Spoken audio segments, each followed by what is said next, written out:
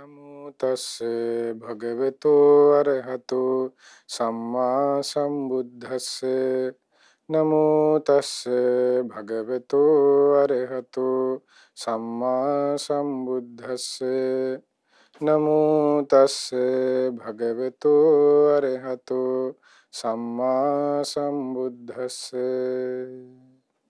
ඔබ අප සියලු දෙනාටම මේ උතුම් ධර්මයේ කියා දෙන ගුරු දේවෝත්තම කල්යාණ මිත්‍ර පින්වත් ලොකු ස්වාමීන් වහන්සේට ඔබ අප සියලු දෙනාගේම নমස්කාරය වේවා. සාදු සාදු සාදු. පින්වත්නි, මේ දිනවල අප සාකච්ඡා කරමින් සිටින්නේ පංච උපාදානස්කන්ධය පිළිබඳව. පංච උපාදානස්කන්ධයේ ගැන සඳහන් වන, ඒ කියන්නේ පංච උපාදානස්කන්ධයේ විදර්ශනාව පිළිබඳව මූලිකව සඳහන් වන උතුම් බුද්ධ දේශනාවක් මුල් කර ගනිමින්, ඒ තමයි අනාත්ම ලක්ෂණ සූත්‍රය. ඉතින් මේ සඳහා අනාත්ම ලක්ෂණ සූත්‍රය මුල් කරගන්න හේතුව ඔබ දන්නවා. ඒ තමයි දැන් මේ වැඩසටහන් මාලාවේ නම චරත භික්කවේ චාරිකං.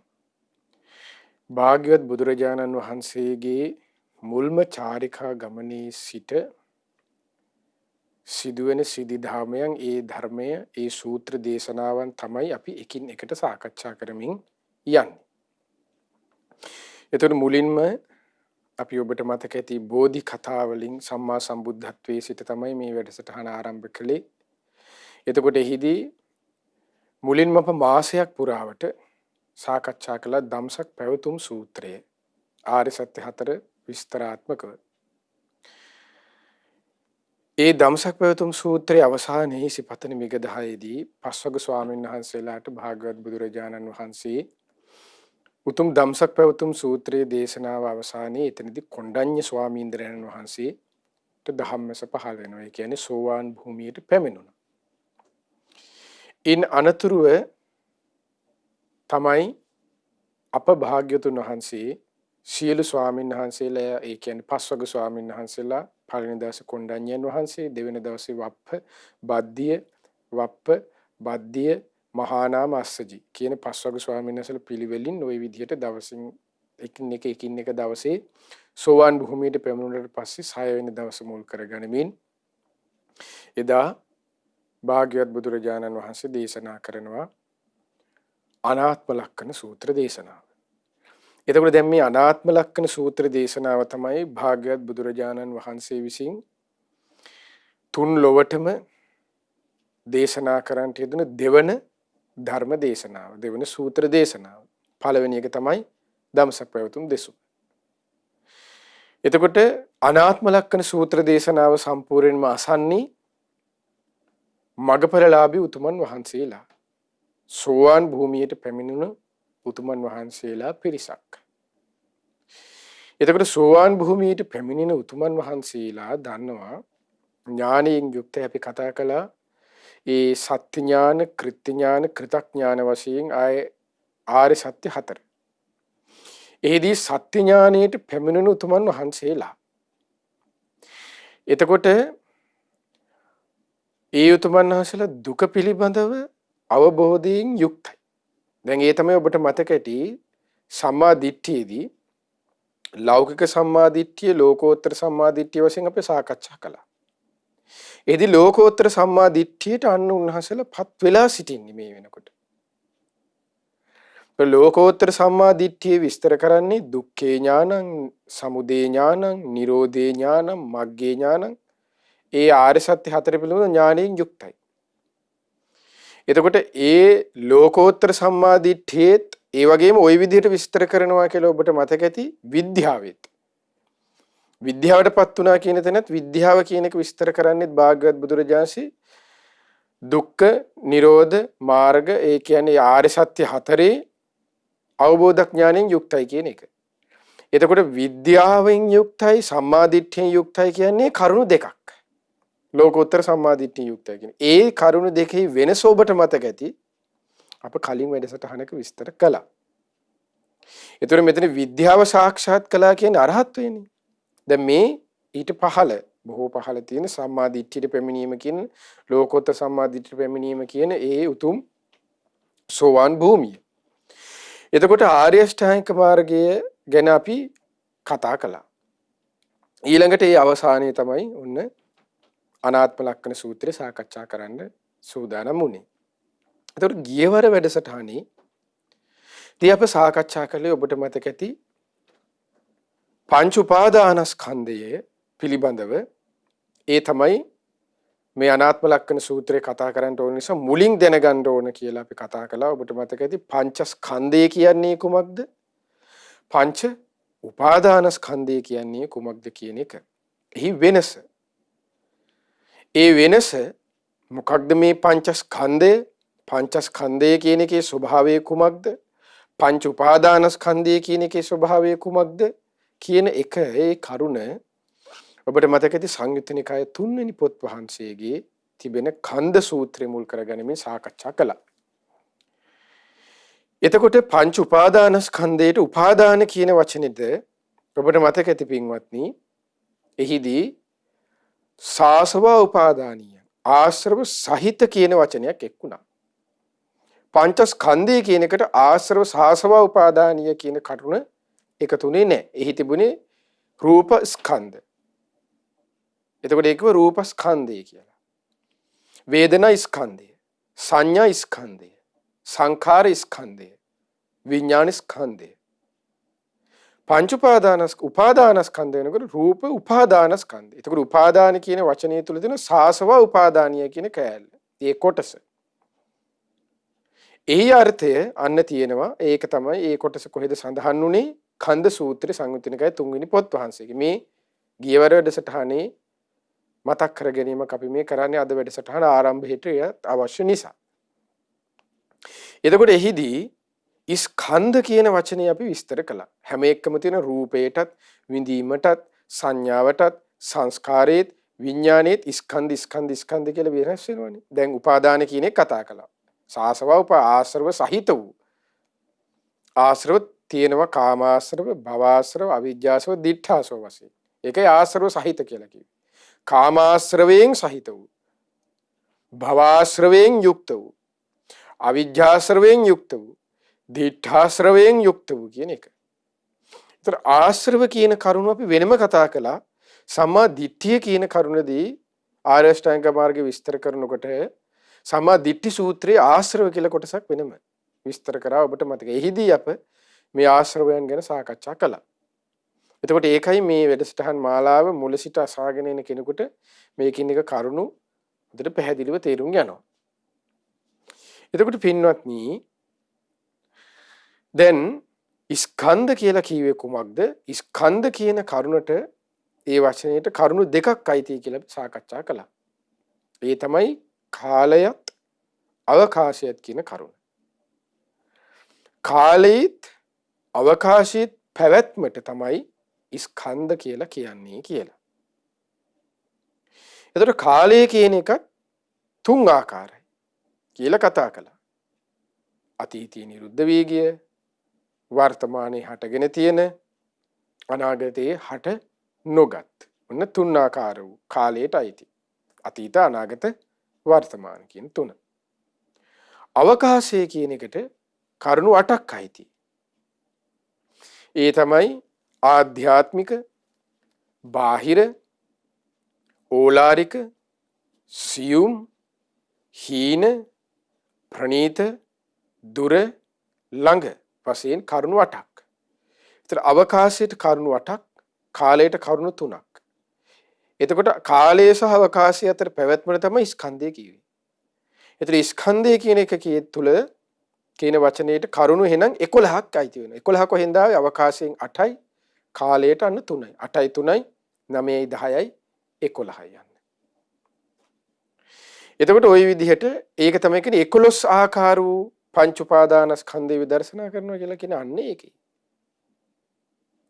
එතකොට මේ කාලයේදී ඔබට මතක ඇති අතීතේ නිරුද්ධ වී ගියා කියන එක ගත්තොත් එහෙම එතකොට කාලයටනේ අයිති අතීතය කියන එකට. එතකොට අතීතේ නිරුද්ධ වී ගියා කියු කරුණ අර අවකාශයේ කරුණු 8න් එකින් එකට සම්බන්ධ වෙනවා. අතීතේ නිරුද්ධ වී ගියා වූ එක්ක ආධ්‍යාත්මික රූපය. එහෙම නැත්නම් අතීතේ නිරුද්ධ වී ගියා වූ එක්ක බාහිර. අතීතේ නිරුද්ධ වී ගියා වූ එක්ක ඕලාරික. අතීතේ නිරුද්ධ වී ගියා වූ එහෙම නැත්නම් සියුම්. එහෙම නැත්නම් හීන ප්‍රනීත දුර ළඟ වශයෙන් වෙනස් වෙනවා. හැබැයි ඔබට මේ අපිට පසුව තේරෙයි මෙන්න මේ හැම කර්මයේ ආධ්‍යාත්මික බාහිර හීන ප්‍රනීත දුර ළඟ ගොරෝසු සියුම් ඔය ඔය ආකාර 8කට අවකාශය තුල වෙනස් වෙන් කර කර ආකාර 8කට තිබුණට භාග්‍යවත් බුදුරජාණන් දේශනා කරාට විදර්ශනා වැඩෙනකොට කෙනෙකුට තේරෙනවා ඒ කෙනාට යුතු වෙනවා කුමක්ද මේ හැම එකකම තියෙන්නේ රූපයේ යනු දැන් රූපයේ විදිහට ගත්තොත් එහෙම ආධ්‍යාත්මික වශයෙන් රූපයක් ගැන කතා කළා. බාහිර වශයෙන් රූපය ගැන කතා කළා. හීන රූපයක් ගැන කතා කළා. ප්‍රනීත රූපයක් ගැන කතා කළා. ඕලාරිකයි කියලා වෙන් කරලා කතා කරා. සියුම්මයි කියලා වෙන් කරලා කතා කරා. දුරයි කියලා වෙන් කරලා කතා කරා. ළඟ කියලා වෙන් රූපයයි කියලා කතා කරා. ඔය සියලු රූප තියෙන්නේ සතර මහා ධාතුන්ගේ පැවැත්ම කියන එක අන්න ඒ හේතු ඵල ස්වභාවය ගැන අන්න ශ්‍රාවකයාට වැටහීම එනවා. එතකොට මේ වෙන් කරන්නේ භාග්‍යතුන් වහන්සේ ඒ ශ්‍රාවකයාට තේරුම් ගැනීම වටහා ගැනීම පහසු පිණිස. එතකොට මේ හැම රූපයකම තියෙන ඒකයි සබ්බං රූපං කියලා අවසානයේ තියෙන්නේ. දැන් අපි ඊළඟට අනාත්ම ලක්ෂණ සූත්‍රයේදී කතා කරනවා ඒ හැම එකකම විස්තර කරනවා රූපය ගැන රූප උපාදානස්කන්ධය ගැන කතා කළොත් සබ්බං රූපං. විඳීම ගැන කතා කළොත් සබ්බ වේදනා. සංඥාවේ සියලු සංඥා සංස්කාරන සියලු සංස්කාර. ඒතර සියලු සංස්කාරිකම අර අවකාශය තුල හෝ අවකාශය තුලටත් කාලයටත් අයිති සියලු ස්කන්ධ ගැන තමයි කතා කරන්නේ. ඒ කාලයේ වශයෙන් ගත්තත් අතීතේ නිරුද්ධ වී ගිය හෝ කියලා හෝ වර්තමානයේ හටගෙන තියෙනවා කියලා හෝ අනාගතේ තාම හට නොගත්තා වූ කියලා හෝ ඒ හැම එකකම රූපය කියලා ගත්තත් විදීම සංඥා ඊට පස්සේ සංස්කාර විඥාන කියලා ගත්තත් රූපේ නම් කතා කරන්න තියෙන සතර මහා ධාතු පැවැත්මක් ගැන. විදීම ගැන නම් කතා කරන්න තියෙන ස්පර්ශයක පැවැත්මක් ගැන. සංඥාවෙන් නම් සංස්කාරේ නම් ස්පර්ශයේ පැවැත්මක් ගැන. විඥානේ නම් නාම රූප පැවැත්මක් ගැන. එතකොට මේ විදිහට භාග්‍යවත් බුදුරජාණන් දේශනා කළා මේ සියලු පංච උපාදානස්කන්ධය සතර මහා ධාතුන් හටගත්තා වූ රූපේ වේවා ස්පර්ශයෙන් හටගත්තා විදීම සංඥාව සංස්කාරය වේවා ඊට පස්සේ නාම රූපයෙන් හටගත්තා වූ විඥානය වේවා මේ සියලු දැන් මේ පහටම කියන පංච උපාදානස්කන්ධයනේ. ඒතර මේ පහටම හටගන්න හේතුවක ඊළඟට විස්තර කරනවා. ඒ තමයි දුක්. දැන් පංච උපාදානස්කන්ධය ඔබට මතක ඇතිනේ දුකටනේ අයිති උනේ. එතකොට ඒ සියලු දුකේ හට ගැනීම මොකක්ද? දුකේ හට ගැනීම ආර සත්‍ය යන අන්න තණ්හාව. එතකොට සියලු මේ පංච උපාදානස්කන්ධේම හට ගන්න හේතුව අන්න තණ්හාව. එතකොට මේ පංච උපාදාන එකින් එක හට ගන්නත් වෙනම හේතුවක් තියෙනවා. රූපේට අන්න සතර මහා ධාතු. විදීම සංඥා චේතනාවට අන්න සංස්කාරයට නැත්තම් ස්පර්ශය. විඥාණයට නාම රූප. ඒ විදිහට වෙන් කළාට මේ සියලු පංච උපාදානස්කන්ධය හට ගන්න හේතුව අන්න තණ්හාව. එතකොට ඒකයි මේ හැම භාග්‍යවත් බුදුරජාණන් වහන්සේගේ ධර්මය කියන්නේ පින්වත්නි හේතුඵල ධමයක් කියලා කිව්වේ. මේ හේතුව ඊළඟ දේ ඇතිවීමේ ඵලයක් වෙනවා. යම් හේතුවකින් යම් ඵලයක් හට ගන්නවා. ඒ ඵලය ඊළඟ මොහොතේ හේතුවක් වෙනවා ඊළඟ ඵලය හට ගන්න. එහෙම ස්වභාවයක් තියෙනවා. දැන් ඒ තේරුම් ගන්න ඒ කිව්වේ දැන් ඔබ අහලා තියෙනවානේ පටිච්ච සමුප්පාදය. දැන් අවිද්‍යාව ප්‍රත්‍යයෙන් අවිද්‍යාව ඇති කල්ලි තමයි අවිද්‍යාව කියන හේතුව මුල් කරගෙන අන්න සංස්කාරය කියන ඵලය හට ගන්නවා. ඊට සංස්කාරයේ ඵලයක් වෙනවා කුමකද? විඥාණයට. ඊට පස්සේ විඥාණය ඊට පස්සේ හේතුවක් වෙනවා නාම රූපය කියන ඵලය හට ගන්න. නාම රූපය කියන ඵලය ඊළඟට හේතුවක් වෙනවා ආයතන හය කියන ඵලය හට ගන්න. ආයතන හය කියන ඵලය ඊළඟට හේතුවක් වෙනවා කුමකටද? ස්පර්ශය කියන ඵලය හටගන්නේ. ඒතකොට මේ විදිහට යන්නේ. ඒකයි මේ එකින් එක සෑම දෙයක්ම සම්බන්ධ. සෑම දෙයක්ම සම්බන්ධයි කියන වචනේ තුල තේරුම තමයි පින්වත්නි කුමක්ද? හේතුඵල දහමක් කියන එක. හේතුව ඵලය හේතුව ඵලය හේතුව ඵලය. ඒක හේතුවක් නැති කළොත් මේ සියලුම දේවල් නැති වෙන්නේ. ඒකයි දැන් හරි ලස්සන දේශනාවක් තියෙනවා. අපි මේ සම්බන්ධයෙන් කලිනුත් කතා කළා. ද්වේතානුපස්සනා සූත්‍රය. සුත්ත නිපාතේ පොත් වහන්සේගේ කුද්දක නිකාය. එතකොට එහිදී බුදුරජාණන් දේශනා කරන්නේ මේ දුක හටගන්න එක හේතුවක් ඉපදීමයි කියනවා. එක හේතුවක් විදිහට පෙන්නනවා. යං කිංච දුක්ඛං සම්භූති සබ්බම් ජාතිපච්චය කියනවා. ඉපදීමයි කියනවා. ඊළඟට දැන් අපි චතුරාර්ය සත්‍ය පැත්තෙන් කතා කරොත් කෙනෙකුට හම්බෙලා තිබේ තණ්හාව කියලා විතරනේ. ද්වේතානුපස්සන සූත්‍රය කියන්නේ ඉපදීම විතරයි කියනවා. ඊළඟට ඒ සූත්‍රෙම ඊළඟ කරුණ විස්තර කරනකොට කියනවා යං කිංච දුක්ඛං සම්භූති සබ්බම් භවපච්චය. භවයයි කියනවා. ඊළඟට ඒ කිසිම හේතුවක් නැතුව යං කිංච දුක්ඛං සම්භූති සබ්බං උපදීපච්චය. කෙලෙස් සහිත කර්මයන්ගේ ස්වභාවයක් කියනවා. ඊළඟට යං කිංච දුක්ඛං සම්භූති සබ්බං පස්සපච්චය ස්පර්ශයයි කියනවා. එතකොට ඒ කියන්නේ ශ්‍රාවකයෙකුට කෙනෙකුට ස්පර්ශයේ පැත්තෙන් හිතාගෙන විදර්ශනා කරමින් ගියත් ඔහුට ධර්ම අවබෝධයක් කරා යන්න පුළුවන්. ඒකයි මේ ධර්මයේ දැන් තව කාරණාවක් තියෙන ඒක අර දැන් අපි මේ ආරි සත්‍ය කතා කරන විදිහටම භාගවත් බුදුරජාණන් දේවතානුපස්සන සූත්‍රයෙන් යං කිංච දුක්ඛං සම්භූති මේ දුක් හටගන්නේ සබ්බං තණ්හාපච්චය. තණ්හාවයි කියනවා. ඊළඟට යං කිංච දුක්ඛං සම්භූති සබ්බං ආයතන පච්චය මේ ආයතන හයයි කියනවා. එතකොට කෙනෙක්ගේ ඒ ස්වභාවය දිහා බලලා ඒ ස්වභාවය කිව්වෙ මොකක්ද? දැන් අපි බණ කියන්නේ මේ ඉඳගත්තා ඇහුවා හෝ නැතා හෝ අපි ඔය කියාගෙන යනවනේ. පිළිමේ මිනිස්සු කිරිකිරා නිද කිරිකිරා හරි ඉන්න කෙනාට හරි කියනවනේ. එතකොට එහෙම ස්වභාවයක් නෙමෙයි ශ්‍රාස්තුන් වහන්සේගේ තිබුණේ.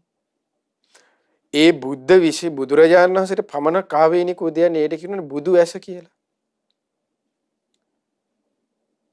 භාග්‍යවත් බුදුරජාණන් ධර්මයේ දේශනා කරන්නට කලින් එතන ලක්ෂයක් කෝටියක් 100,000ක් හිටිය කී දෙනෙක් හිටියත් ඒ හැම කෙනාගේම ෂණයෙන් ඉන්ද්‍රිය කරුණු කාරණා ඒ කියන්නේ භාග්‍යවත් බුදුරජාණන් කාරණා දෙකක් බලනවා. ඒ කියන්නේ මේ වාඩි වෙලා S2 පියාගෙන විනාඩි 5ක් විතර ඉඳලා බලනවා. මේ ෂණයෙන් වේගී බලන එතන ඉන්න සියලු පිරිසගේ කරුණු දෙකක් ඒ තමයි ඉන්ද්‍රිය ධර්මයන් පිළිබඳව එක ශ්‍රද්ධාව ඊළඟට වීරිය සති සමාධි ප්‍රඥා ඔය පහටගෙන ඉන්ද්‍රිය ධර්ම පහ. එතකොට ඉන්ද්‍රිය ධර්ම අපි එකිනෙකනාට පින්වත් වෙනස්. සමහර කෙනෙක්ගේ ශ්‍රද්ධාව තියෙනවා. සමහර කෙනෙක්ගේ ශ්‍රද්ධාව අඩුයි. සමහර කෙනෙක්ට හැබැයි ඒ කෙනාට සමහරට වීරිය තියෙනවා. සමහර කෙනෙක්ට ශ්‍රද්ධා ප්‍රඥාව තියෙන වීරියෙන් අඩුයි. එයාට සමහරට සීලය රැක ගන්න සමහරට අමාරුයි. ඒතර වීරියේ දුර්වලතාව තියෙනවා. සමහර කෙනෙකුට ශ්‍රද්ධාව ප්‍රඥාව වීරිය හොඳට තියෙනවා. හැබැයි එයාට සිහිය දිනු කර සමාධිය දිනු කරගන්න අනේක දුර්වලකම් තියෙනවා. ඒ ඉන්ද්‍රිය ධර්මයෙන් එකින් එක්කනට වෙනස්. ඒ සියල්ල ශ්‍රාස්තුන්වහන්සේ ෂණයෙන් ඒ සියලු දෙනාගේම දකිනවා. එක ඉන්ද්‍රිය පරෝපරියත්ත ඥානී කිවේට. ඒ තිබුණේ බුදුරජාණන් වහන්සේට පමණයි තියෙන්නේ. ඊළඟට තමයි භාග්‍යවත් බුදුරජාණන් බලනවා ආසය අනුසය ඥානෙ. ඒ තමයි ඒ කෙනාගේ ආශ්‍රවයන්ගේ කෙලෙස් ස්වභාවය පිළිබඳව දකිනවා. කෙනෙක්ගේ කාමයට සමහර කෙනෙක් දෘෂ්ටිවලට සමහර කෙනෙක් මතවාදවලට ඒ විවිධ ආශ්‍රවයන්ට ඒ කෙනාගේ දක්වන වෙනස්කම් තියෙනවනේ.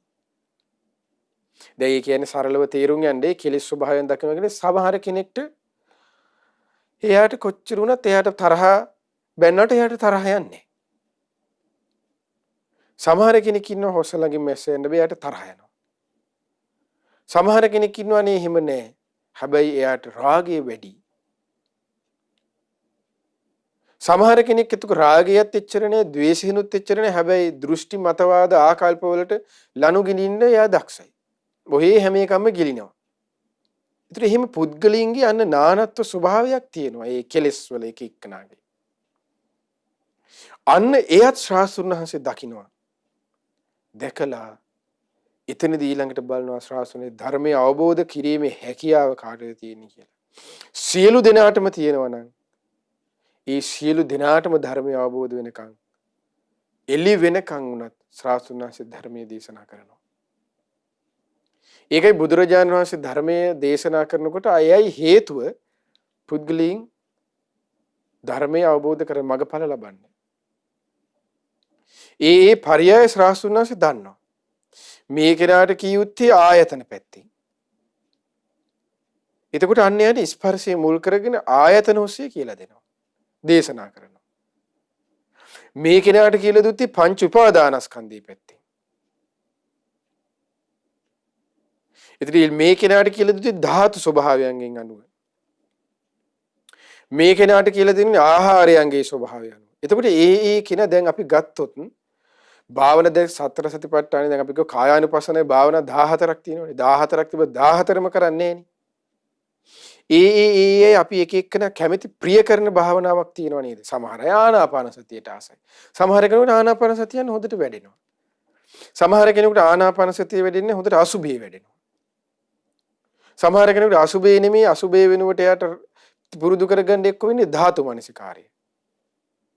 ඒතර අසුභේ පුරුදු අසුභේයට සමහරට අමාරුයි ධාතු මනසිකාරය වුණ හොඳට වැඩෙනවා. හැබැයි කුමන අරමුණ තුලක් තියෙන එකම ඉලක්කයක්. ඒ කොමක්ද? නිවනයි. අන්න ඒ නිසා ඒ ස්වභාවය දකින්න යන්නේ ශ්‍රාවස්තුන් වහන්සේ. එතකොට ඒකයි ඒ අනුව බුදුරජාණන් වහන්සේ දේශනා කොට වදාළේ. ඒකයි එකින් එක කරුණ අන්න වෙනස් වෙන්නේ. ස්පර්ශයෙන් කියනවා, තණ්හාවෙන් කියනවා මේ දුක හටගත්තේ, උපදි නිසා කියනවා මේ දුක හටගත්තේ, ආයතන හය නිසා කියනවා, සංස්කාර නිසා කියනවා. ඒ පැතිකඩවල ඔස්සේ කුමන අරමුණ කරා ගියත් ඒකට හරි ලස්සන දේශනාවක් තියෙනවා. කෑරගහ උපමා කරලා සංයුත්ත නිකායේ 4 වෙනි පොත් වහන්සේගේ දේශනා කරලා තියෙන උපමාවක්. දේශනාවක්. කෑරගහ තමයි උපමා කරන්නේ. ඒකට කෑරගහේ කාලෙන් කාලෙට ඒ කෑලගහ වෙනස්. සමහර කාලවලට හොඳට මල් වලින් බර වෙලා තියෙනවා. සමහර කාලවල තියෙන මල් වැටිලා කොළ විතරයි තියෙන්නේ. සමහර කාලවල කොළ විතරක් කොළ සාමාන්‍ය කොළ වැටිලා ඊට පස්සේ කොළ කළු පාට කහ පාට වේගෙන ගිහිල්ලා උන ගුරු පාට වේගෙන යන කාලයක් තියෙනවා. සමහරට කොළ ඇත්තෙම නැහැ. නමුත් කොයි විදිහෙන් තිබුණත් ඒක නම් කරන්නේ කුමකින්ද? කෑලගහ කියලා යන්නේ. ඒතර කොයි අරමුණින් ගියත් ශාස්ත්‍රඥ දේශනා කරන්නේ ශ්‍රාවකයා ලං වෙන්නේ කුමටද? අනන්‍යවනටයි. ඒකයි භාග්‍යතුන් වහන්සේගේ ධර්මයේ තියෙන ආශ්චර්ය අద్භූත දේ. දැන් අපි ඔයාලා ඉගෙන ගත්ත නැත්තම් ඉගෙන ගන්න ඔබ විෂයන් ඇති. එතකොට ඒ විෂයන්ගේ සමහර පාඩම් වලට සමහර අනිත් කාට මේ පාඩමත් එක්ක සංසන්දනය කළොත් ඒ කාරු විෂය කරුණ වැරදි. මේ කාලේ අරයාගේ ඩෝල්ටන්ගේ පරමාණු කෝෂයක්ද ඒ කාලේ හරි කියනවා දැන් වෙනකොට එක්ක වැරදි කියනවා. අර නිව්ටන්ගේ නියමේ හරි කියනවා දැන් වෙනකොට ආයෙ වැරදි කියනවා. නෑ ඒකට වෙහා එකක් ගිහිල්ලා තියෙනවා කියනවා. දැන් ඒ ස්වභාවයන් කියන්නේ වෙනස්කම් තියෙනවා. කාලානුරූපව වෙනස් වෙනවා. තථාගතයන් වහන්සේගේ ධර්මය යන කාලානුරූපව එකින් එකට යන වෙනස් වෙන්නේ නැත්තේ යන්නේ ඒකයි. ඒ ධර්මයේ එදා දේශනා කළාද මේ හේතුඵල ධහමට අනුව ඒක අදටත් හෙටටත් ඒ විදිහම තමයි හේතුඵල ධහමෙට අලුත් එඩිෂන් නැහැ. ඒ හේතුඵල ධහමම තමයි. ඒ හේතුවම තමයි. ඒ ඵලයම තමයි. ඒ ඵලයම ඊළඟට හේතුවම තමයි. එයයි බුදුරජාණන්ගේ ධර්මයේ තුල කියන්නේ ධම්මඨිති ධම්ම නියාමතා කියුවේ ඒකයි. ඒක ධර්මයේ ඨිතියක්. ඒක ධර්මයන්ගේ පැවැත්මක්. ඒක ධර්මයන්ගේ ස්වභාවයක්. ඒ ධර්මයේ සත්‍යයක්. දැන් අර විශේෂ මේ කියන එක ඊළඟකට නැහැ. ඒ දෙකම අච්චාරු කරගත්තොත් වෙනම අච්චාරුවක් හැදෙන්නේ. එතකොට ඒකනේ ඔය සමහර විෂයන් ඉගෙන ගන්න ගිය මිනිස්සු නිකන් අර පිස්සු පිහාට්ටු වගේ වෙලා ඉන්නේ. අය ඔක්කොම අච්චාරු වෙලා ඉන්නේ මිනිසුන්ගේ ඔළුව. දැන් ඔය ෆිසික්ස් පැත්තෙන් එහෙම ගියයි සමහරට ඇවිදින්නේ තරංගයක් වගේ. මෙහෙම උස් වෙනවා පහත් වෙනවා උස් වෙනවා එහෙම තමයි දැකලා තියෙනවා අපි එහෙම මිනිස්සු. එයා ඒක ගැන තමයි හිතේ යන්නේ. මොලේ අවුල් වෙලා. ඇයි අරකට මේකට ඒකට අරකට ගැලපෙන්නේ නැහැ නේ කින් එකට. ඒතර ඒ අච්චාරු මනසින් ගිහිල්ලා සමහර ප්‍රොෆෙසර්ලා මැරිච්ච හැටි දැකලා තියෙනවනේ අපි. ඉන්නකම් කාලා බීලා හොඳ ජගුවරකේ ගියා කාර් එකේ. අවුඩි එක නැගලා ගියා. නමුත් මැරෙන මොහොතේ ඉන්නේ තමන්ගේම අසූචි ප්‍රොෆෙසර් කෑවා. ප්‍රොෆෙසර්ලා තමන්ගේම අසූචි කකා ඇඳේ මලේ. එහෙමයි හිටියා. එතකොට ඒ වගේ බලන්න ඒ හිත බලන්නකෝ මරණාසන්න මොහොතේ ඒ හිත වෙනස් වුණානේ. ඒ හිත ඒකට තමයි බුදුරජාණන්සේගේ ධර්මයේ තියෙන්නේ සිහි මුලා වෙනවා කියලා. අනේ සිහි මුලා වුණා. එතකොට මේ මුලා වෙච්ච සිහියකින් යුත කෙනාට මොන දේ කිව්වත් කරුවත් අහයිද ඊට පස්සේ. ඇයි ජීවත් වෙලා ඉන්නකොටත් හිටියේ කොහොමද සිහි මුලා වෙන්නේ හිටියේ? අය විද්‍යුත් තරංගයක් වගේ. ඒතර කොහොමද සිහි මුලා වෙන්නේ? මිහි පිට පයින් ඇවිදලා යනකොටත් අවුල් වෙන්නේ ගියේ. බලන්න කොච්චර පුද්ගලයෙක්ගේ හිත දුර්වල වීමකින් වෙන දේ. ලෙඩ දුක හැදලා තමයි ඔබ අප කවුරුත් මැරෙන්නේ. ඒ මැරුණට ඒ මැරෙන හැමෝම සීමුලා වෙලා මැරුන්නේ නෑනේ. බුදුරජාණන්සේගේ ශ්‍රාවකයෝ සීමුලා වෙලා නෙමෙයි මැරෙන්නේ. මොකද තථාගතයන් වහන්සේගේ ධර්මය නෝනින් විමසන කෙනෙකුට ලැබෙන ආනිසංසයක් තමයි මේ ජීවිතයේ ලැබෙන ආනිසංස වලින් අවසාන ආනිසංසය තමයි සීමුලා නොවි කලුරිය කරනවා කියන එක. ඊළඟ ආනිසංසය තියෙනන්න මලාට පස්සේ. ඒ තමයි සුගති ලෝපත ලබන්නේ. ඒක මලාට පස්සේනේ. මැරෙන්න අවසන් මොහොත වෙනකම්ම තථාගතයන් වහන්සේගේ ධර්මයේ ආනිසංස තියෙනවා. සීමුලා නොවි මැරෙනවා කියන එක තමයි තථාගතයන් වහන්සේගේ ධර්මයේ පිළිපදින කෙනෙකුට ලැබෙන අවසාන ඒ ජීවිතයක ලැබෙන අවසාන ආනිසංසය. ඒකයි තථාගතයන් වහන්සේගේ ධර්මයෙන් තියෙන ආරක්ෂාව කිව්වේ. ඒකයි තථාගතයන් වහන්සේ දේශනා කළේ මේ පංච උපාදානස්කන්ධේ විදර්ශන. දැන් සද්ධානුසාරී ශ්‍රාවකයාගේ ස්වභාවය කුමක්ද? මේ හැම මේ කරුණු කාරණා ශ්‍රද්ධාවෙන් අදාගෙන ශ්‍රද්ධාති අදිමුච්ඡති. ශ්‍රද්ධාවෙන් අදා ගන්නවා. ධම්මානුසාරී උතුමන් වහන්සේ ඒ ශ්‍රද්ධාවෙන් අදාගත් කරුණ අන්න නුවණින් විමසනවා. දකින්න උත්සාහ කරනවා. එතකොට ඒ ශ්‍රද්ධානුසාරී ශ්‍රාවකය දැන් ශ්‍රද්ධානුසාරී ශ්‍රාවකය කියන්නේ සෝවාන් භූමියට පහළ. ඒ කියන්නේ සෝවාන් මාර්ගයේ ගමන් කරන ශ්‍රාවකයෝ දෙනමක් ඉන්නවනේ. ශ්‍රද්ධානුසාරී උතුමන් වහන්සේත් ධම්මානුසාරී උතුමන් වහන්සේත්. බර ශ්‍රද්ධානුසාරී භූමියේ සිට කෙනෙක් සෝවාන් වෙනවා. ධම්මානුසාරී භූමියේ සිට කෙනෙක් සෝවාන් වෙනවා.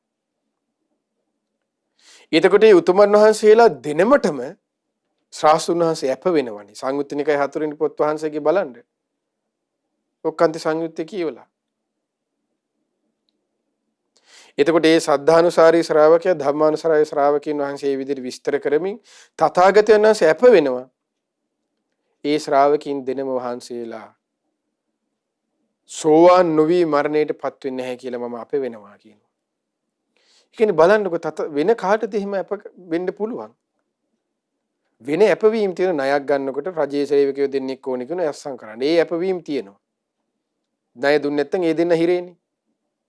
ඒතර ඒ අපවීම වගේ නෙමෙයිනේ. කසාද බඳිනකොට ජෝඩුවට දෙපැත්තෙන් මාමණ්ඩල හැක කවුරු හරි අස්සම් කරනවා. හොරෙන් පැනලා ගියොත් යාළුවෙක් හරි අස්සම් කරනෝනේ අප වුණා කියලා හරි. ඒ වගේ ලාමක අපවීම් නෙමෙයිනේ මේ. සතර අපායකින් නිදහස් කරවනවා කියන එක ඒකාන්ත අපයක් දෙන්නේ. මේ නිකම් මිනිසෙක් නෙමෙයිනේ. කසාදේ අස්සම් කරනවා වගේ.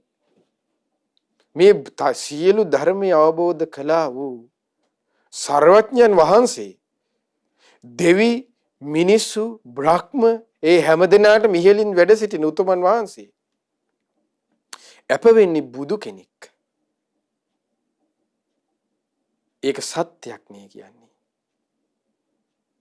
ඒකයි මේ විදර්ශනාවක තියෙන වටිනාකම කියලා කියන්නේ පින්වත්නි. ඒක මේ ආයතන වශයෙන් හෝ පංච උපාදානස්කන්ධ වශයෙන් හෝ යමක මේ යථාර්ථය නුවණින් විමසන එක සුළු වෙන්නෝ කෙනෙක් ටික ටික හරි තේරුම් ගන්න උත්සාහ කරනවා කියන එක තියෙන වටිනාකම කියන්නේ ඒකයි. ඒකයි ධර්මයේ තියෙන වටිනාකම. එතකොට බුදුරජාණන් වහන්සේ මේ පස්වග ස්වාමීන් වහන්සේලාට ඔන්න අනාත්ම ලක්ෂණ සූත්‍රය දේශනා කරනවා. ඒ තමයි දැන් මේ වෙනකොට දැන් ඔබ දන්නවා ඔන්න සම්මා දිට්ඨියට පැමිණිලා. සෝවාන් භූමියට පැමිණිලා. ඒකේ කුමක්ද? යංකින්ච සමුදය ධම්මං සබ්බන්තං නිරෝධ ධම්මන්ති. යමක් හේතුන්ගෙන් හටගත්තද හේතු නැතිවීමෙන් නැති වී යන ස්වභාවයෙන් යුක්තයයි කිය ධම්මස පහළ විය. විද්‍යාව පහළ විය. ඥානේ පහළ විය. තියෙන්නේ චක්කුං උදපාදී විද්‍යා උදපාදී ඥානං උදපාදී විද්‍යා උදපාදී ආලෝක උදපාදී කියලා සත්‍යයනා කරනකොට ධම්සප්පවත සූත්‍රය අපිට හම්බෙන්නේ ආන්න. එතකොට ඒ ධම්මස කියවේ ආන්නේ ඒකයි. හේතුගෙන් හටගත්තද හේතු නැතිවීම නැති වෙන ස්වභාවය. ඒකයි දැන් අර අපි විස්තර කරේ. මේ හේතුව මේ ඵලය. ඒ ඵලයේ ඊළඟ අන්නේ ඥාණයෙන් යුක්තයි. ඒ ඥාණයෙන් යුක්තයි කියන මේ අපි මේ කියනවා වගේ එකක් නෙමෙයි. ඒ ඥාණය තුළ බැසගෙන සිටිනේ වෙනස් නොවන ස්වභාවයෙන් යුක්තයි. එතකොට ආන්නේ උතුමන් වහන්සේලා පස් නමකින් අහනවා ශාස්ත්‍රුන් වහන්සේ කොහොමද? රූපම් භික්ඛවේ අනත්තා. පින්වත් මහණෙනි මේ රූපය අනාත්මයි. පින්වත් මහණෙනි බුදුරජාණන් දේශනා කරනවා රූපංච හිදම් භික්ඛවේ අත්ථා භවිස්ස නයිදං රූපං ආබාධාය සංවත්තේය. පින්වත් මහණෙනි රූපය අනාත්මයි. පින්වත් මහණෙනි ඉදින් මේ රූපය ආත්ම වූයේ නම් යත රූපංච හිදම් භික්ඛවේ අත්ථා භවිස්ස නයිදං රූපං ආබාධාය සංවත්තේ. රූපය අනාත්මයි. හැබැයි මේ රූපය ආත්ම වූයේ නම් මේ රූපය ආබාධ පිණිස නොපවතින්නේ. ඇයි ආත්ම වූයේ නොපවතින්නේ? අනාත්මයි කිව්වේ මොකක්ද? තමාගේ වශයෙන් පවත්ව ගන්න පුළුවන් කියන එකනේ. අනාත්මයි කිව්වේ තමාගේ වශයෙන් පවත්ව ගන්න බෑ කියන එක. අනාත්මයි. එතකොට භාග්‍යතුන් ඉස්ලාම දේශනාවේ රූපම් භික්ඛවේ අනාත්තා. මේ රූපේ අනාත්මයි. ඒ කියන්නේ මේ රූපේ තමාගේ වශයෙන් පවත්ව ගන්න බෑ. එතකොට බුදුරජාණන් දේශනා කරනවා පින්වත් මහණනි ඉදින් මේ රූපේ ආත්ම වූයේ නම් ඒ කියන්නේ තමාගේ වශයෙන් පවත්ව ගන්න පුළුවන් වූයේ නම් මේ රූපේ ආබාධ පිණිස නොපවතින්නේ. ඉතින් හරිනේ. තමාගේ වශයෙන් පවත්ව ගන්න පුළුවන් වුණා නම් ඉතින් ආබාධ පිණිස පවතින්නේ නෑ නේ. පුළුවන් වුණා නම් හෙම්බිරිසා හැදෙනකොට එපා. කොරෝනා තියෙනවා නම් මාස්ක් ඕනෙත් නෑ, සෞඛ්‍ය උපදෙස් ඕනෙත් නෑ. තමාගේ ආත්මීය වශයෙන් පවත්ව ගන්න එහෙනම් කොරෝනා හැදෙන්න එපා නම් එපා. එතකොට ඒක තමාගේ වශයෙන් පවත්ව ගන්න පුළුවන් නේ. නමුත් සත්‍ය කුමක්ද? අනාත්මයි. ඊළඟට බුදුරජාණන් ශාහනවා දේශනා කරනවා මේ රූපේ ආබාධ පිණිස නොපවතින්නේ. රූපයේ තුල මේ මාගේ රූපේ මෙසේ වේවා කියා හෝ මාගේ රූපේ මෙසේ නොවේවා කියා හෝ ලැබිය යුතු වන්නේය. ඇයි ආත්ම නම් ඉතින් මාගේ රූපේ මෙසේ වේවා මෙසේ නොවේවා කියලා ලැබිය යුතු වන්නේය. එහෙත් මහණෙනි ඔන්න දේශනා කරනවා යම් කරුණකින් රූපය අනාත්ම වේද එම නිසා රූපේ ආබාධ පිණිස පවතින්නේය. අන්න යම් කරුණකින් රූපේ අනාත්ම වේද. අනාත්මයි කිව්වේ තමාගේ වශයෙන් පවත්ව ගන්න බැහැ කියන එකයි. ඒ හේතුවෙන් මේ රූපය ආබාධ පිණිස පවතින්නේය. රූපයේ තුල ඒ අනාත්ම නිසා මාගේ කියා හෝ මාගේ රූපේ මෙසේ වේවා කියා හෝ මාගේ රූපේ මෙසේ නොවේවා කියා හෝ ලැබිය යුතු නොහැකීමේ. අන්න එතකොට මේ රූපය යම් කරුණකින් රූපේ අනාත්ම වේද. අනාත්මයි කිව්වේ මොකද්ද? තමාගේ වශයෙන් පවත්ව ගන්නට බැහැ කියන කරුණ. එතකොට අනාත්මයි කියන කරුණ තුල තව කරුණු දෙකක් ගැබ්බෙලා තියෙනවා පින්වත්නි. යමක් අනාත්ම වන්නේ ඒ දුක් නිසායි. යමක් දුකට අයිති වන්නේ ඒ අනිත්‍ය නිසායි. යමක් අනිත්‍ය නම් ඒ දුකයි, යමක් දුකයි නම් ඒ අනාත්මයි. එහෙමයි ධර්මයේ තුල සඳහන් වන්නේ. එතකොට කෙනෙක්ට සමහර විට ධර්මයේ පුරුදු වෙනකොට අනිත්‍ය මුල් කරගෙන කෙනෙක් ධර්මයට එනවා. එහෙම නැත්නම් දුක මුල් කරගෙන කෙනෙක් දුක වශයෙන් හිතලා ධර්මයට එනවා. එහෙම නැත්නම් කෙනෙක්ට අනාත්මයේ වශයෙන් සිහි කරගෙන ධර්මයට එනවා. ඒ කුමන විදිහට ආවත් අනිත්‍ය දේ දුකයි, දුක් දේ අනාත්මයි. යමක් අනාත්ම නම් ඒ දේ දුකයි, යමක් දුකයි නම් ඒ දේ අනිත්‍යයි. ඒතර ඒ දේ කියේ මොකද්ද? එක්ක රූපය, විඳීම, සංඥාව, සංස්කාරය, විඥානය. එහෙම නැත්නම් ඇස, කන, නාසය, දිව, කය, මනස කියන මේ ආයතන 6. ඒතකොට මේ හැම දෙයක්ම අනිත්‍යයි යන්නේ. ඒතකොට අනිත්‍යයි කිව්වේ මොකක්ද? අර දහම් ඇස. යංකින්ච සමුදය ධම්මං සබ්බන්තං නිරෝධ ධම්මන්ති.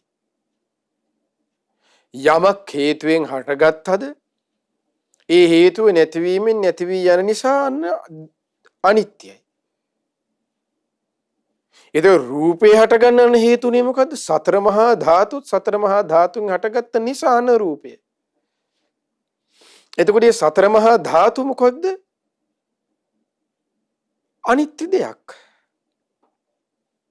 ඒ අනිත්‍ය වූ සතර මහා ධාතුන්ගෙන් අනිත්‍ය වූ පඨවි ධාතුවෙන්, අනිත්‍ය වූ ආපෝ ධාතුවෙන්, අනිත්‍ය වූ ස්වභාවයෙන් යුතු තේජෝ ධාතුවකින්, අනිත්‍ය ස්වභාවයෙන් යුතු ආපෝ ධාතුවෙන් හටගත්තා වූ සතර මහා ධාතුන්, අනිත්‍ය ස්වභාවයෙන් යුතු සතර මහා ධාතුන් හටගත් දෙයටනේ රූපය කියලා පොදුවේ හඳුන්වන්නේ.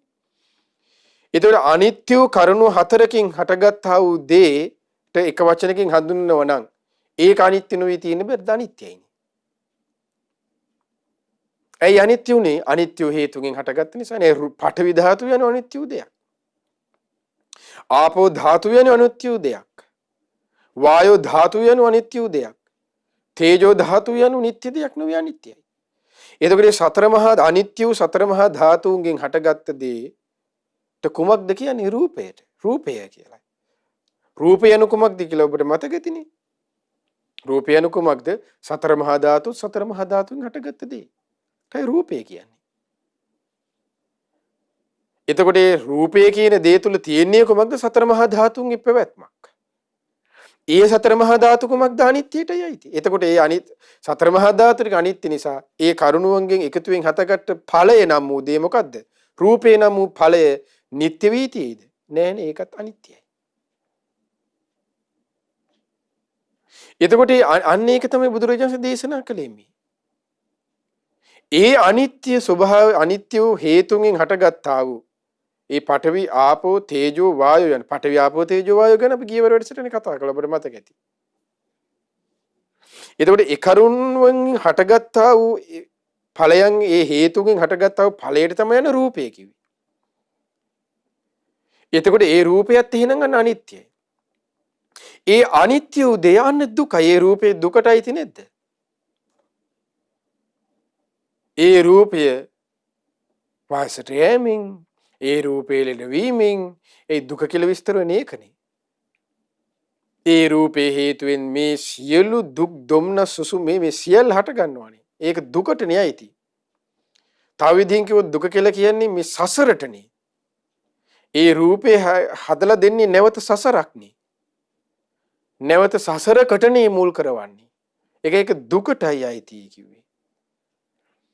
ඒක යමක්ද සතුටින් පිළිගත්තේ, ඔහු පිළිගත්තේ දුකයි කියලා බුදුරජාණන් දේශනා කළේ.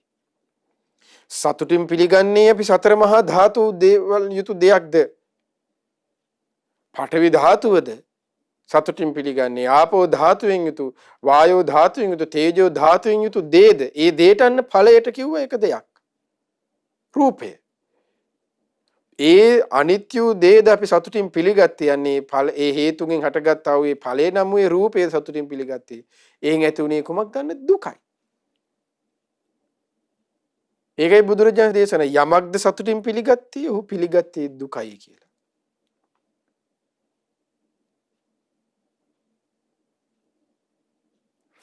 එතකොට භාග්‍යතුන් වහන්සේ දේශනා කරනවා අන්නේ දුක්දී ඒ දුක තමා කරා එන්න පුළුවන් බෑ එපා කියලා. දැන් ඒකනේ බුදුරජාණන් දේශනා කළේ. කොහොමද?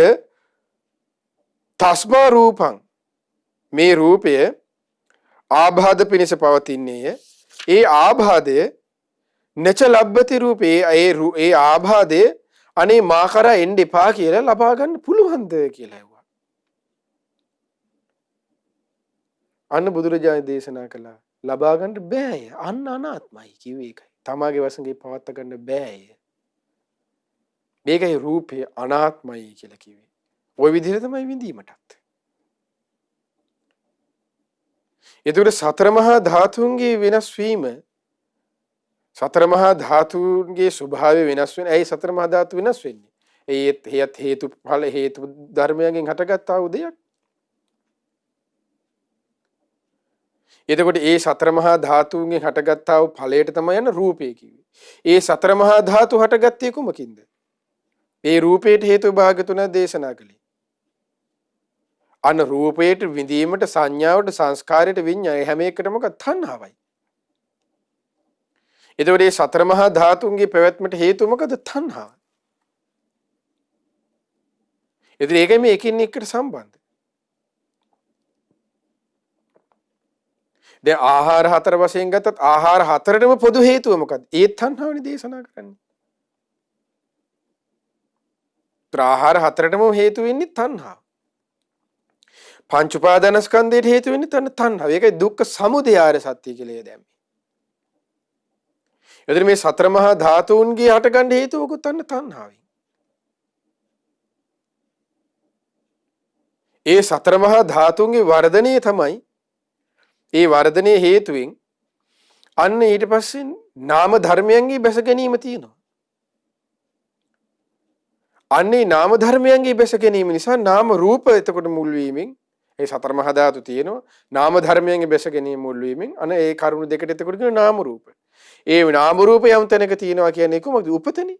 ඒකයි විඥානේ බැසගත්තා කියන්නේ. ඒකයි මව කුසේ පිසිද ගත්ත මොහොතේ සිට විඥානේ බැසරගෙන තියෙන්නේ. මව කුසේ බැසගත්ත මොහොතේ සිට අන්න ඒකයි බුදුරජාණන්ගේ ධර්මයේ තුලින් උපත කියලා බුදුරජාණන් දේශනා කළේ. බබාලියට එන එකනේ අපි උපත කියලා හඳුන්වන්නේ නේ. පිළිසිඳ ගත්ත මොහොතේ සිට යන්න උපත. ඒකයි ඒකට හේතුව. දැන් සාමාන්‍ය සතර මහා දැන් මේ පුටුවා නම් ඒක එතන නාම ධර්මයන්ගේ පැවැත්මක් නැහැනේ. මු ජීවියා තුල නාම ධර්මයන්ගේ පැවැත්මක් තියෙනවා. කොමන ජීවියා ගත්ත, මිනිස්සෙක් ගත්ත, බල්ලෙක් ගත්ත, පූසෙක් ගත්ත, තිරිසන් ලෝකෙක් ගත්ත, දෙවි ලෝකෙක් ගත්ත, බ්‍රහ්ම ලෝකෙක් ගත්ත, සතර පායෙක් ගත්ත, නාම රූප ධර්මයන්ගේ පැවැත්ම තියෙනවා. ඒකයි මේ හැම එකම උපතක් කියලා කියන්නේ. පුටුවක් හදපුවට පුටුව උපන්න කියන්නේ නේ. එතනදී සතර මහා ධාතු තියෙන රූප කොටස විතරයි. ඒකයි දැන් මරුණට පස්සේ ඇයි එතන විඥානය යන චුත උනා. විඥානය තුල කියන්නේ නාම රූප ධර්මයන්ගෙන් වෙනස් වෙන නාම ධර්මයන් තුල විඳීම, සංඥාව, චේතනාව, ස්පර්ශ සියල්ල නෑ යන්නේ. එතකොට තියෙන්නේ ඒ දැන් මනුස්සයාගේ තුල තියෙන මොකද? හතර මහා ධාතු ටිකක් විතරයි. එතකොට යන්නේ එතන ජීවිත ස්වභාවයක් නැහැ කියන්නේ ඒකයි. ඒකයි ඔහුට කියන්නේ යන්නේ ඒ මරුච්ච කෙනා කියලා. ඒකයි දැන් මරණය ගැන කතා කරන අපි කිව්වේ. ඉන්ද්‍රිය ධර්මයන්ගේ නැති වී යාම. පංච උපාදානස්කන්ධේ නැති වී යාම. මරණයටයි අයිති වන්නේ. ඒතර ඒකයි මේ ස්වභාවය තේරුම් ගන්න ඕනේ. මේ කාරණාව. එතකොට අනාත්මයි කියවේ එතකොට මොකද්ද? අන්න තමාගේ වශයෙන් පවත්වා ගන්න බෑ කියන එකයි. අනාත්මය තුල දුකත් අනිත්‍යත් කියන කරුණ තියෙනවා. එතකොට මේ හේතුඵල ධම පිළිබඳ ඥාණයෙන් යුතු උතුමන් වහන්සේලා පස් නමට තමයි භාග්‍යවත් බුදුරජාණන් මේ විදිහට දේශනා කරන්නේ. ඒ දේශනා කරනකොට ඒ විදිහට ඇහුවට පස්සේ ආනි ස්වාමීන් වහන්සේ මේ පස්වග ස්වාමීන් වහන්සේලාගෙන් බුදුරජාණන්සේ අහනවා කුමක්ද? තං කිම්මඤ්ඤත භික්කවේ. එහෙනම් පින්වත් මහණෙනි ඔබ එහෙනම් කියන්න බලන්න කියනවා. රූපං නිච්ඡං වා අනිච්ඡං වාති. අනාත්මය ගැන ඇහුවා ඉස්සලාම රූපං අනත්තා කියලා අනාත්මය ගැනත් කියලා දුන්නා. මේ විදිහට ආබාධ පිණිස පවතිනව නේද? එහෙනම් මේ රූපේ ආබාධ පිණිස පැවතිය නොහැකි වන්නේ කියලා බලන්න පුළුවන්ද? බෑ. හා එහෙනම් දැන් කියන්නේ එහෙම බැරි නම් රූපේ අනාත්මයි කියලා තීරණව නම් කුමක්ද මේ රූපේ නිට්ටය හොවේද අනිත්‍ය හොවේද? අන්න බුදුරජාණන් අර ස්වාමීන්වහන්සේලා දේශනා කරනවා අනිත්‍යයි. ඇයි අනිත්‍ය කියන්නේ? අනාත්මයි කියන එක ප්‍රකට වුණා නම් ආන්න ඒකයි කිව්වේ. දුකත් අනිත්‍ය ගැනත් ඒ තුල තියෙනවා කියලා. තං කිම්මඤ්ඤත බික්කේ රූපං නිච්ඡං වා අනිච්ඡං වාති. අනිච්ඡං භන්ති යාන. යම්පන නිච්ඡං යමක් අනිත්‍ය නම් දුක්ඛං වාතං සුඛං වාති. ඒ දුකක් කොහේද සැපක් කොහේද? දුක්ඛං බන්ති. ඒ අනාත්මය තුලන දුක අනිත්‍ය කරුණු තියෙනවා. දුක්ඛං බන්ති. යම්පන නිච්ඡං දුක්ඛං විපරිණාම දම එහෙන යමක් දුකයි නම් වෙනස් වෙන ස්වභාවයට ආйти නම් ඒ වෙනස් වෙන ස්වභාවය තමයි අනිත්‍ය කියලා කිව්වේ. ඒ වෙනස් වෙන ඒ අනිත්‍ය කියන වචනේ තේරුම තමයි කුමක්ද? දැන් අපි කලින් වැඩසටහන ගත්ත සංකතය කියන එක. සංකතයක ලක්ෂණ තුනක් තියෙනවනේ. අනිත්‍ය තුල තියෙන්නේ ආන්ගේ ලක්ෂණ තුනයි. 아무තු දෙයක් නෙමෙයි. උපාදෝ පඤ්ඤායති, වයෝ පඤ්ඤායති, තිතස්සඤ්ඤතත්තම් පඤ්ඤාය. ඒ තමයි විපරිණාම ධම්මං කිව්වේ. වෙනස් වෙන්නේ යන්නේ නිසා. හට ගැනීමක් තියෙන උපාදෝ පඤ්ඤායති, වයෝ පඤ්ඤාය නැතිවීමක් තියෙන, තිතස්සඤ්ඤතත්තම් පවතින දේ තුල වෙනස් වීමක් තියෙන නිසා. ඒ නිසා ඒක අනිත්‍ය වෙන්නේ. ඒක තමයි සංකතයේ ලක්ෂණ. ඒකයි සංකතයේ ස්වභාවය.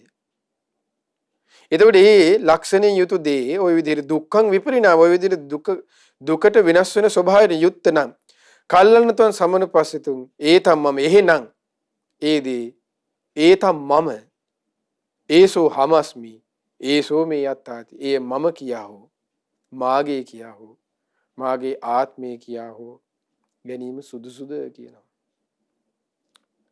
ඒ ස්වාමීන් වහන්සේ පස්සක ස්වාමීන්සලා දේශනා නෝ හේතම් බන්ති. ස්වාමීනි සුදුසු නැත්තේ මේ මගේ කියා හෝ මාගේ කියා හෝ මාගේ ආත්මය කියා හෝ ගන්න දෙයක් නෑ කියනවා එතන. ඒ තිබුණොත් තියෙන්නේ මොකද? හේතුව හැදුණා ඵලය නැතුණා මේ ඵලය හැදෙනවා හේතුවක්. දැන් එතන කෝ එහෙනන්ද? මේ තියෙනවා මේ නෑ මේ තියෙනවා මේ නෑ. හේතු හැදෙනවා ඵල හැදෙනවා හේතු හැදෙනවා ඵල හැදෙනවා. හේතුඵල වැඩි පිළිවෙල සකස් වෙවි යනවා. ඒ තුල තියෙන්නේ කොමක්ද? හට ගන්නව නැති වෙනව වෙනස් වෙනවා. හට ගන්නව නැති වෙනව වෙනස් වෙනවා. දැන් හට ගන්නව නැති වෙනව වෙනස් වෙන දෙයක් තුල කෝ මම කියලා කෙනෙක්. කෝ දැන් එහෙනම් මගේ කියලා දෙයක්. කෝ එහෙනම් දැන් මගේ ආත්මය කියලා ගන්න දෙයක්. පොඩ්ඩක් හරි සුළුවෙන් හරි තප්පරයක් හරි තිබුණා නම් තමාගේ වශයෙන් පවත්වා ගන්න පුළුවන් ස්වභාවයක් එහෙනම් මෙහෙම වෙන්න බෑනේ. ඒ තප්පරය තුල හරි පවත්වන්න පුළුවන්. අස්වසිල් සුළු මොහොතකවත් නෑ සුළු සැනක ප්‍රමාණයකවත් චිත්ත මාත්‍රයකවත් නැහැ තමාගේ වශයෙන් පවත්වා ගන්න පුළුවන් ස්වභාවයක්. ඒ කියන්නේ ශ්‍රාවකයා තුල අනිත්‍ය දුක්ඛ අනාත්මයට තියෙනවා පොදු නමක් බුදුරජාණන් දේශනා කරලා. මොකක්ද? ත්‍රිලක්ෂණය. ශ්‍රාවකයෙකුට තිබිය යුතු මූලිකම කරුණ තමයි මේ ත්‍රිලක්ෂණය ගැන අවබෝධය. ත්‍රිලක්ෂණය කියන්නේ ලෝකයේ තියෙන ධර්මතාවයයි. ලෝකයේ තියෙන ස්වභාවයයි. ලෝකයේ අතීතයේ තිබුණු බුදුරජාණන්සලා පහළ වුණ කලිනුත් පහළ වෙලත් පහළ වුණාට පස්සෙත් අදත් හෙටත් ලෝකයේ තියෙන යථා හැමදාම තියෙන ස්වභාවය කුමක්ද? අනිත්‍යයි දුකයි අනාත්මයි. ඒක ලෝකේ වෙනස් කරන්න බෑ කිසි කෙනෙකුට. ඒ වෙනස් විදිහට හදාගෙන තියෙන්නේ කවුද? අපි නිට්ටයයි සුඛයි ආත්මයි. ඒ තමයි අන්න සංඥා විපල්යාසය කිව්වේ. ඒ විපල්යාසයට තමයි අපි අහුවෙන්නේ. ඒ විපල්යාසයෙන් මෙන්න මෙහෙම ලෝක සත්වයා මේ විපල්යාසය තුල සිටිනවා. ධර්මතාවයේ මෙයයි කියලා තමයි අන්න බුදු කෙනෙක් පෙන්වලා දෙන්නේ. එතකම් මිනිස්සු තුල බුද්ධ කාලේ උනත් තිබ්බනේ. අනිත්‍යයි කියලා හරි මේවා නැති වෙනවා, දුකයි වෙනස් වෙනවා, මැරෙනවා ගගා හිතන් හිටියා. හැබැයි ලෝකේ මිනිස්සු තුල ගොඩක් තිබුණේ කුමක්ද? ආත්මය කියන දෘෂ්ටි තිබ්බා. අදටත් තියෙනවනේ. අදට සමහර ආගම් වල තියෙනනේ ආත්මවාදී ආගම් අදටත් තියෙනවනේ. දේවදහිලට ගිහිලා දෙවියන් වහන්සේගේ පැත්තෙන් ආත්මවාදී ආගම් තියෙනවා. ඒතරේ ආත්මය ගැන තමයි ඒකයි මේ ආත්මීය කියන ස්වභාවය ප්‍රකට කරවල අනාත්මය ප්‍රකට කරවමින් බුදුරජාණන් දේශනා කළේ. මේව නැති වෙනවා කියලා අපි හැමෝම වුණත් සාමාන්‍ය වුණත් අපි කතා කරනකොට කියන්නේ ඕනේ මේ අපි මේ මොකට ගහ ගන්නවද මේව නැති වෙලා යනවා කියන එක මිනිස්සෙක් කියන ඕන කෙනෙක්. හරි දුකයි කියලාත් කියන ඕන කෙනෙක්. ආත්මය ගැන අනාත්මය ගැන කතා කරන්න ගත්තොත් පොඩ්ඩක් ඈලි මෑලි වෙනවා. එතකොට මේ අනාත්මය ගැන දුක ගැන ඊට පස්සේ අනිත්‍ය ගැන කෙනෙක් ප්‍රගුණ කරන්න අනිත්‍ය වශයෙන් නිතර හිතනවනම් දුක් වශයෙන් හිතනවනම් අනාත්ම වශයෙන් හිතනවනම් ඒතර අනාත්මය තුල හොඳට ප්‍රගුණ කරගෙන ගියොත් අනාත්ම සංඥාව තුලින් අහුට නැති වෙන ශුන්‍යතයයි. ඒකට ශුන්‍යතය කියන්නේ යන්නේ අනාත්මය සිහි කරගෙන ගිහිල්ලා කෙනෙක් ලබන සමාපත්තිය. ඒ අවබෝධයක්වත් මගඵලයක්වත් නෙමෙයි. ඒක සමාපත්තියක්. යම් සමාපත්තියක් කියන එකේ තේරුම තමයි ඒ ශුන්‍යතය කියන ඒ අනාත්මය තේරුම් යාමෙන් අනාත්ම පැත්තම නිතර සිහි කිරීමෙන් අන්න හොට වැටහෙන්නේ කොහොමද මේ හිස් බවක් ගැන. ඒ හිස් බව කියලා කියන්නේ මොකක්ද එතන තියෙන හිස් බව කියලා කියන්නේ මේ හැම දෙයක්ම තමාගේ වශයෙන් පවත්ත ගන්න බෑ අනිත්‍ය දුක අනාත්ම හිස් එතකොට මෙතන මම කියා හෝ මාගේ කියා හෝ මාගේ ආත්මික පැවැත්මක් නැත. ඒ තුලින් අන්න ඔහුට ප්‍රගුණ හොඳට සිහි කරන්න මෙතන ධ්‍යාන ඇතිවීමක් තියෙනවා. සමාපත්තියක් තුල ධ්‍යානයක් අනිවාර්යයෙන්ම තියෙනවා. එතකොට ධ්‍යාන තුල ඉඳමින් මේ සමාපත්තියකට ඔහු සමවදිනවා. ඒකයි ශුන්‍යතය. ඒක අවබෝධයක් නෙමෙයි, මග ඵලයක් නෙමෙයි. ඒ ශුන්‍යතයත් අන්න විදර්ශනා කරන්න ඕනේ. අනාත්මයක් ප්‍රකට කරගෙන. මගඵලයක් ඉහළ අවබෝධයක් ඒ කියන්නේ මගඵලයක් කියන්නේ එතනදී අරහත්ත්වයේ කරා යන්න නම් කෙනෙක්. ශුන්‍යතයේ තුල එළි හිටියොත් ඒ තරහත්වයට යන්න බෑ. ඊට පස්සේ සමහර විට කෙනෙක් ආස දුක් වශයෙන් හිතන්නේ.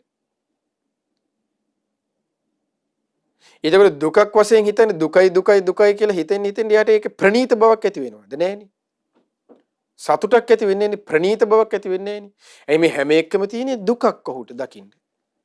ඇසින් දකින්න රූපයෙන් දැක්කත්, කනින් අහන ශබ්දයෙන් ගත්තත්, නාසයෙන් දැනෙන ගඳ සුවඳින් ගත්තත්, දිවෙන් දැනෙන රසයකින් උනත් ඔහුට ප්‍රකට වන්නේ දුකයි. රූපයෙන් ගත්තත්, විඳීමෙන් ගත්තත්, සංඥාවෙන් ගත්තත්, සංස්කාරයෙන් ගත්තත්, විඥාන ඔහුට ප්‍රකටව කරවන්නේ යන දුක කියන සංඥාව. දුක ප්‍රකට වීම දුකට ප්‍රණීතයේ අන්න ඔහුගේ නැති වෙන නිසා එතකොට ප්‍රණීතයේ විරුද්ධ වචන මොකද්ද සිංහලෙන් ඒකට කියන්නේ අප්‍රණීත. ප්‍රණීත නැහැ, සතුටක් නැහැ. එතකොට ඒකට මුල්ුණේ එතකොට ඒකත් එනම සමාපත්තිය. අප්‍රණීතේ ප්‍රකට කරනවා කෙනෙක්. අනාත්ම පැත්තම ගියොත් උන ශුන්‍යත. ඊට පස්සේ දුක අප්‍රණීතයට යන දුක. එතකොට ඔය විදිහට.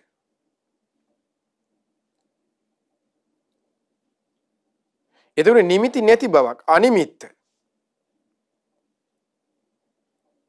එතකොට නිමිති නැති බවක් තුල කෙනෙකුට තියෙන්නේ කොමක්ද ඔහුට අන්නේ එතනදී කිසිම නිමිත්තක් කියාගන්නේ ශුන්‍යතයි යාට. එතකොට එතනත් අනාත්මයක් තියෙනවා. ඒ ප්‍රණීත බව නැතිවීම අපනිහිතේට අපි ගත්තොත් එහෙම අනිත්‍ය තුල ප්‍රකට වීමක් වෙන්න ඕන. අනිත්‍ය තුල ප්‍රකට මේ හැම එකටම අනිත්‍ය තුල ප්‍රකට වීමක් තියෙනවා. අනිත්‍ය තුල ප්‍රකට වීමත් එක්ක දුක ගැන තේරුම් යාමත් එක්ක අන්න අප්‍රණීතය. ප්‍රණීත නැහැ උට අප්‍රණීත. ඊට පස්සේ අපි අහලා තියෙන ශුන්්‍යත, අප්‍රණීත, අනිමිත්ත, ශුන්්‍යත, අප්‍රණීත. ওই විදිහටනේ අහලා තියෙන්නේ. ශුන්්‍යතය තුල තියෙන අන්න අනාත්මයේ මූලික වෙන්නේ. ශුන්්‍යතයක් ගැන කතා කළොත්. අප්‍රණීතය අනිමිත්තයක තියෙන නිමිත්තක් ඔහු ගන්නෙ නෑ යන්නේ. ඒ සියල්ලම විදර්ශනා කරනවා. ඒ අනිත්‍යත් එක්ක මේ අනිමිත්ත, අප්‍රණීත, ශුන්්‍යත කියන කරුණු තුන සම්බන්ධව තියෙන්නේ කුමකටද? මේ ත්‍රිලක්ෂණයත් එක්කයි. ඒ හොඳට තේරුම් ගන්න ඕන. ඒ කිනක පුරුදු කරගෙනකොට ඒ කිනක කාරණා වෙනස් වෙවි යනවා. අනාත්මය ඔස්සේ ශුන්‍යතයක්, ඊට පස්සේ අපනීතයක්, අනිමිත්තයක්, අනිත්‍ය ඔස්සේ. අයි හේතුගෙන් හටගත්ත හේතු නැතිම එතකොට හොට ගන්න නිමිත්තක් නෑ. එතකොට ඒ දේවල් කියන්නේ එතකොට මේ ඇති කරගන්නේ සමාපatti සම්වාදින්න එපා කියන කරුණක් නෙමෙයි මේ කියන්නේ. එතකොට මේ දැන් මේ කියන්නේ මේ අපි මේ අනිත්‍ය භාවනා කරන වගේ මේ විනාඩි 10ක් අනිත්‍ය අනිත්‍ය මම මගේ ආත්මය කියන එකකින් අනිමිත්තයක් ඊට පස්සේ දුක ගැන තේරෙන අපනීතයක් ඊට පස්සේ ශුන්‍යතයෙන් අනාත්මයක් කියන එක නෙමෙයි. මේ අපි මේ විනාඩි 5ක් විතර නෙමෙයි. මේ හොද්දට විදර්ශනා පුරුදු කරලා සිතලා යම් වැටහීමකුත් එක්ක ඊට පස්සේ විදර්ශනා සමාධිත් ඇති කරගෙන පළවෙනි වශයෙන් හෝ දෙවෙනි ධ්‍යාන වශයෙන් හෝ තුන්වෙනි ධ්‍යාන වශයෙන් ඒ විදිහට ඇති කරගෙන ඒ ඔස්සේ සමවදින්න ආවුදියා. එතකොට ආන්න ඒ අනිමිත්ත අපනීත ශුන්‍යතත් ආන්නේ ශ්‍රාවකයා විදර්ශනා කරන්න ඕනේ. අරහත්වයක් කරා යන්න නම් සෝවාන් වෙන්න පුළුවන් වෙයි. සකදාගාමි වෙන්න පුළුවන් වෙයි. අනාගාමි වෙන්නත් පුළුවන් වෙයි. හැබැයි අරහත්වයේ කරා යාමට නම් අනිමිත්ත අපනීත ශුන්‍යතියත් ආන අනිත්‍ය වශයෙන් දුක් වශයෙන් අනාත්ම වශයෙන් ඒ සියල්ලත් අන්න ඒ ශ්‍රාවකයා විදර්ශනා කරන්න ඕනේ. එතකොට ඒකයි මේ ත්‍රිලක්ෂණයක තියෙන ස්වභාවය. ඒ ඔස්සේ සිහි කරගෙන යාමින්. එතකොට ඒ නිසා මේ කියපු කරුණු කාරණාවන් හොඳට අද සිහි කරන්න. එතකොට මේ නිසා පින්වත්නි ඔබ මේ අනාත්ම ලක්ෂණ සූත්‍රය කියව ගන්න. අනාත්ම ලක්ෂණ සූත්‍රයේ සූත්‍ර පිටකයේ සඳහන් වන්නේ පංචවග්ගීය සූත්‍රයේ වශයෙන්. එතකොට අරගෙන කියව ගන්න පුළුවන්. එතකොට මේ විදිහට ත්‍රිලක්ෂණය ගැන ඔබ නිතර සිහි කරන්න. අනිත්‍ය වශයෙන් හෝ දුක් වශයෙන් අනාත්ම වශයෙන් දකින්න උත්සාහ කරන්න. ඒ විදිහට අනිත්‍ය දුක් අනාත්මය නුවණින් විමසමින් ඔබ අප හැම දිනකට ගෞතම බුදු සසුනේ පිළිසරණ ලබන්න වාසනාව සැලසේවා. සාදු සාදු සාදු. චරත භික්කවේ චාරිකං 32 වෙනි වැඩසටහනේ දායකත්වයේ දරන්නේ නොම්බර 252කින් ඊ කහට වෙලපාර කිදෙල් පිටිය යන ලිපිනේ පදිංචි පින්වත් W පියවති මහත්මිය සහ කේ චන්ද්‍රදාස මහතා ඇතුළු පවුලේ සීලු දෙනා විසින් රැස් කර ගන්නට යෙදුණු සීල පින අපි ප්‍රථමයෙන් අනුමෝදන් කරමු. පින් කැමති සීල දෙවිවරුන්ට, සක්දේව රජුන්, සතරවරම් දෙවිවරුන්, ඒ වගේම ආලවක සෙන්පතිතුමන්, සීවක සෙන්පතිතුමන් ඇතුළු සීල සෙන්පති දෙවිවරුන්ටත් ඔබ අප සියලු දෙනාගේම ඉෂ්ට දේවතාවරුන් වහන්සේලාටත් මේ පින්බිමට අධිග්‍රහිතව සිටින්නා වූ සියලු දෙවියන්ටත් සුමන සබන් දෙවිවරුන් උපුල්ලන් දෙවිවරුන් ඇතුළු ලක්දේව බුදු සසුන සුරකින්න නානා නම් ගොත් වාසී සියලු දෙවියෝද ප්‍රදේශ බාර පළහත් බාර සියලු දෙවිවරුද මේ පින් අනුමෝදන් වෙත්වා. අනුමෝදන් සියලු දෙවියන් බ්‍රහ්මීන් දිව්‍ය ආයුෂයෙන් වරණයෙන් සැපයෙන් බලයෙන් වැඩිත්වා. ශ්‍රද්ධා සීල සුතයාගේ පඤ්ඤා යන සීක බල ධර්මයෙන් වැඩිත්වා. පිනින් සතුටු වන සියලු දෙවියන්ගේ දිව්‍ය රැකවරණය ආරක්ෂාව උදව් උපකාර ඔබ අප සියලු දෙනාට සලසා දෙත්වා. දෙවියෝද බ්‍රහ්මයෝද මේ පින් අනුමෝදන්ව අදින මේ උතුම් පින්කමේ දායකත්වයේ දරූ පියවති මෑණියන්ට ඒ වගේම චන්ද්‍රදාස මහතා ඇතුළු පවුලේ සෑම දෙනාටත් ඔබ අප සියලු දෙනාට සියලු ආරක්ෂාව රැකවරණය සලසා දෙත්වා. දෙවියෝද බ්‍රහ්මයෝද ගෞතම බුදු සසුනි චතුරාර්ය සත්‍ය ධර්මයේම අවබෝධ කරත්වා. ඒ වගේම පියවති මහත්මියගේ සහ චන්ද්‍රදාස මහත්මයා නමින් මිය පරලොව ගිය දෙමාපියන්ට ඒ වගේම මීට වසර 3කට පෙර ඉහිදී මිය පරලොව ගිය ප්‍රියංගිකා කුලසිංහ දියණියටත් මේ පින් අනුමෝදන් වෙත්වා. ඒ නම් සඳහන් කළ නොකළ ඔබ අප සියලු දෙනා නමින්ද මිය පරලොව ගොස් යම් ඥාතීන් පින් බලාපොරොත්තු වෙද්ද ඒ සියලු ඥාති වර්ගයද මේ පින් අනුමෝදන ඥාතීන්ගේ පරලොව ජීවිත සැපවත් වෙත්වා සුවපත් වෙත්වා සුවපත් වෙත්වා. ඥාතීන්ද සංසාර දුකින් අත මිදෙත්වා. ඒ වගේම දැනට අසනීප තත්වයෙන් පසු වෙන චමත් චූටි පුතුණුවන්ට ඒ වගේම රසිකා ඉරෝෂණී දියණියට මේ පින් අනුමෝදන් වෙත්වා. ඒ චූටි දරුවාටත් ඒ වගේම දියණියටත් නිදුක් නිරෝගී සුවපත් භාවයේ චිර ජීවනයේ දීර්ඝායු සම්පත සැලසේවා. ඒ දරුවන්ටත් ගෞතම බුදු සසුනි සැබෑම ශ්‍රාවක දරුවන් බවට පත් වෙන්න වාසනාව සැලසේවා. ඒ වගේම දරුවෙකු ලැබීමට සිටින අංජු දියණියට මේ පින් අනුමෝදනයේ දියණියටද තුනුරුවන්ගේ සරණින් දිවි රැකවරණින් සීල ආරක්ෂාව රැකවරණයේ සැලසේවා. සූසී පින්වත් දරුවෙක් බිහි කරන්නට සීල ශක්තිය ධෛර්යය වාසනාව දෙවියන්ගේ ආරක්ෂාව රැකවරණයේද ඒකාන්තයෙන්ම සැලසේවා. ඒ වගේම මෙවර ආපෝස සාමාන්‍ය පෙළ විභාගයට පෙනී සිටීමට නියමිත තිසුම් පුතුණුවන්ට මේ පින් අනුමෝදන් වෙත්වේ දරුවාගේ අධ්‍යාපන කටයුතු ආදී දින දින ਸਰව ප්‍රකාරයෙන් සාර්ථක වේවා.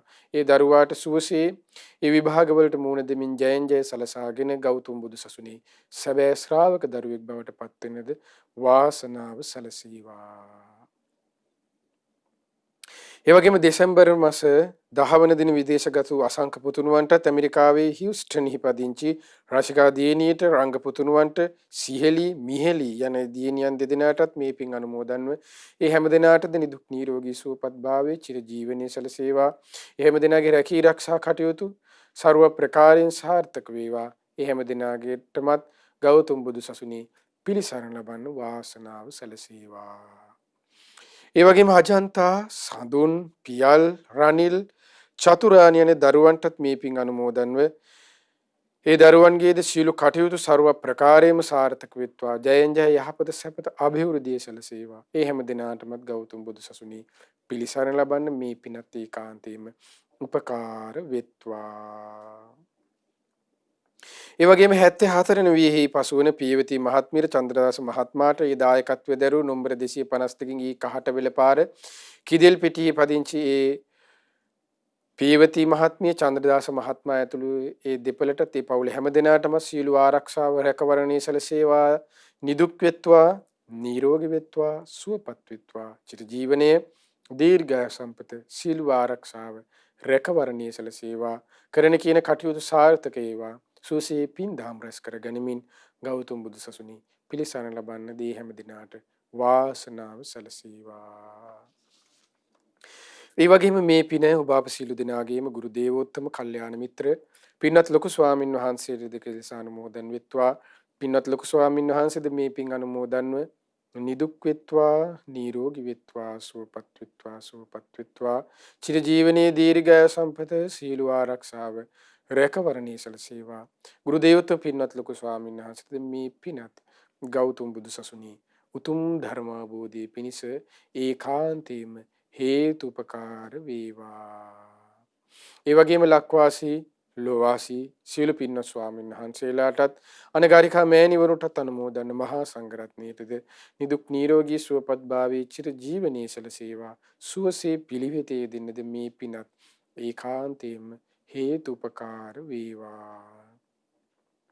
ඒ වගේම මේ පින ඔබ අප සියලු දෙනාගේම දෙමාපිය ගුරුවර නෑද හිතමිතුරු ඇතුළු සෑම දෙනාටම ශ්‍රද්ධා මාසක ධර්ම දානයෙන් උදව්පකාර කරන සිව්පසෙන් උපකාර කරන හැම දිනාටමත් මේ පින් අනුමෝදන් වේ. ඔබ අප සියලු දෙනාද නිදුක් වෙත්වා නිරෝගී වෙත්වා සුවපත් වෙත්වා චිර ජීවනයේ දීර්ඝ සම්පත සීල ආරක්ෂාව රැකවරණයේ සැලසේවා. සුවසේ පිළිවෙතේ දෙන්නද මේ පිනත් ඔබ අප හැම දිනාට ඒකාන්තයෙන්ම හේතුපකාර වේවා. හැම දිනාටම තෙරුවන් සරණයි.